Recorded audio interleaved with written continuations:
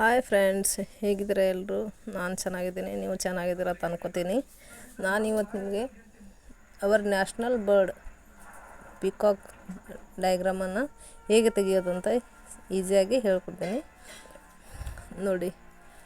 ಅಂದರೆ ನಮ್ಮ ರಾಷ್ಟ್ರೀಯ ಪಕ್ಷಿಯ ಚಿತ್ರವನ್ನು ಬಿಡಿಸೋದು ಸರಳವಾಗಿ ಮಕ್ಕಳಿಗೆ ಕಲಿಸೋದು ಹೇಗೆ ಅಂತ ಸುಮ್ಮನೆ ಈಸಿಯಾಗಿ ತೋರಿಸ್ತಾ ಇದ್ದೀನಿ ನೋಡಿ. ಈ ಥರ ಮುಖವನ್ನು ಮಾಡಿಕೊಂಡು ನಂತರ ಈ ಥರ ಈಸಿಯಾಗಿ ಅಂದರೆ ಸರ್ಕಲ್ ಶೇಪ್ಸು ಬಂದಿರಬೇಕು, ಸರಳ ರೇಖೆಗಳನ್ನಾಗಿರಬೇಕು, ಆಮೇಲೆ ರೌಂಡ್ ಶೇಪ್ ಎಲ್ಲ ಗೆರೆಗಳನ್ನು ಮಕ್ಕಳಿಗೆ ಈಸಿಯಾಗಿ ಬಿಡಿಸೋಕ್ಕೆ ಹೇಳೋದು ನೋಡಿ. ಯಾವ ಥರ ಬಿಡಿಸೋಕ್ಕೆ ಹೇಳಬೇಕು ಅಂತ ಈ ಥರ ಈಸಿಯಾಗಿ ಬರಬೇಕು.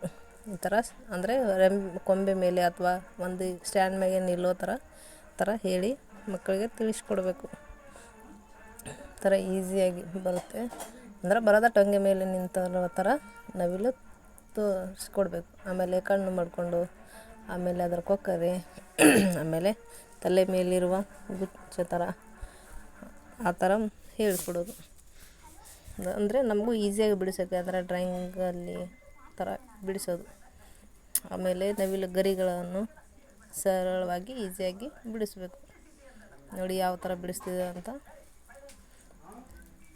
ಒಟ್ಟಾರೆ ಈಸಿಯಾಗಿ ಡಯಾಗ್ರಾಮ್ ಮಕ್ಕಳಿಗೆ ಸರ್ಕಲ್ ಶೇಪ್ಸ್ ಈ ರೇಖೆಗಳನ್ನು ಪರಿಚಯ ಆದಂಗೂ ಆಗುತ್ತೆ, ಆಮೇಲೆ ಚಿತ್ರಗಳನ್ನು ಬಿಡಿಸಿದಂಗೂ ಆಗುತ್ತೆ ಕಲಿಯೋಕ್ಕೆ.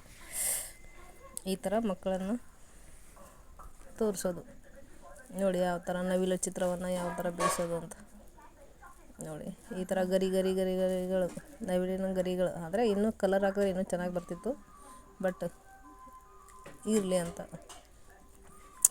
ನೋಡಿ. ನಮ್ಮ ನ್ಯಾಷನಲ್ ಬರ್ಡ್ ಹೇಗಿದೆ ಅಂತ ನವಿಲ ಚಿತ್ರವನ್ನು ಬಿಡಿಸಿದ್ದಾಯಿತು ನೋಡಿ. ಚೆನ್ನಾಗಿ ಬಂದಿರುತ್ತೆ. ಆಮೇಲೆ ನೆಕ್ಸ್ಟ್ ವಿಡಿಯೋಲ್ಲಿ